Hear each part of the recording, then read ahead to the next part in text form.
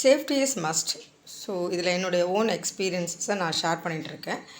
இன்றைக்கி gas stove clean பண்ணும்போது ஒரு இன்சிடெண்ட் எனக்கு ஞாபகம் வந்துச்சு. பழைய மாடல்லாம் பார்த்திங்கன்னா, தட் இஸ் பிஃபோர் 10 இயர்ஸ் பேக்லாம் பார்த்திங்கன்னா, கேஸ் ஸ்டவ் வந்து பார்த்திங்கன்னா நமக்கு வந்து கிளாக்வைஸ் டைரக்ஷனில் ஓப்பனிங் இருக்கும். அதை ஓப்பன் பண்ணி நம்ம வந்து லைட்டர் வச்சு ஆன் பண்ணிக்கலாம். இப்போ நான் வாங்கின மாடலே வந்து பார்த்திங்கன்னா 10 இயர்ஸ் பேக் வாங்கினது தான். ஸோ அப்போ அது வந்து புதுசு. அந்த மாடலில் பார்த்திங்கன்னா ஆன்டி கிளாக்வைஸ் டைரக்ஷனில் அது வந்து நம்ம வந்து ஆன் பண்ணுற மாதிரி இருக்குது. அதுக்கப்புறம் லைட்டர் வச்சு நம்ம ஆன் பண்ணுற மாதிரி தான் நான் வாங்கியிருக்கேன் செட்டிங்ஸு. பட் ஆனால் நான் வாங்கும் போதே என்ன சொன்னாங்கன்னா, நீங்கள் ஜஸ்ட்டு ஆன் பண்ணாலே லைட்டு வந்துடும், பேர்ன் ஆகிடும், நீங்கள் தனியாக லைட்டர் யூஸ் பண்ண வேண்டாம் அப்படின்னாங்க. நான் வந்து இல்லை, அந்த செட்டிங்ஸ் வேணாம், எனக்கு வந்து தனியாக நான் லைட்டர் வச்சு நான் வந்து ஆன் பண்ணிக்கிற மாதிரி எனக்கு பண்ணி கொடுங்க அப்படின்னு சொல்லிட்டு நான் வாங்கினேன்.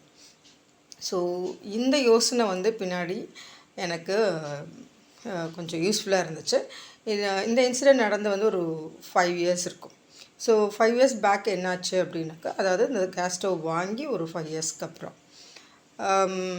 ஸோ அப்போ வந்து என்னோடய சர்வெண்ட் வந்து சிலிண்டரை வந்து க்ளோஸ் பண்ணாமல் கேஸ் ஸ்டவ் வந்து க்ளீன் பண்ணிட்டு இருந்திருக்காங்க. ஸோ அப்போ வந்து தெரியாமல் ஆன் ஆகிட்டுருக்கு. ஸோ அது ரொம்ப ஈஸியாக நம்ம க்ளீன் பண்ணும் போதே அது என்ன ஃப்ளாட்டாக இருக்கும். ஸோ ப்ரீவியஸ் மாடல் மாதிரி உங்களுக்கு வெர்டிக்கலாக இருக்காது, அது அப்படியே ஃப்ளாட்டாக இருக்கும். ஸோ அதுலேயே வந்து தானாக ஓப்பன் ஆகிட்டுருக்கு. அதை அவங்க கவனிக்காமல் போயிட்டாங்க. ஸோ அவங்க ஒரு 10:30 போல் ஓப்பன் பண்ணிகிட்ருக்குறாங்க, போயிட்டாங்க. நான் ஒரு 5:30 போல் வீட்டுக்கு வரேன்.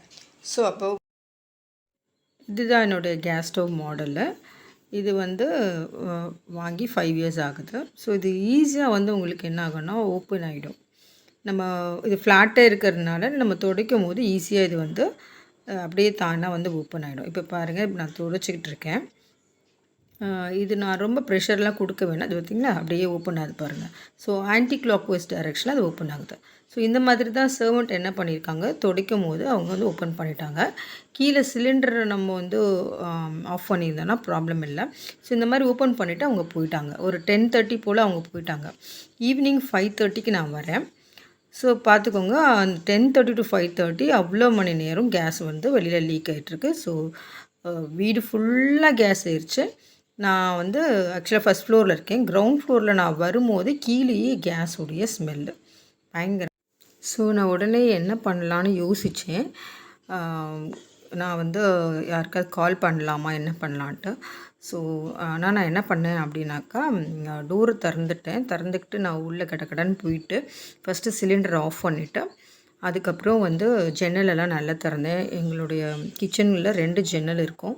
ஸோ அதுவும் கொஞ்சம் ஓப்பனாக இருந்துச்சு. ஸ்லைட்டாக ஓப்பனாக இருந்ததுனால கேஸை வந்து வெளியில் போயிட்டு இருந்திருக்கு.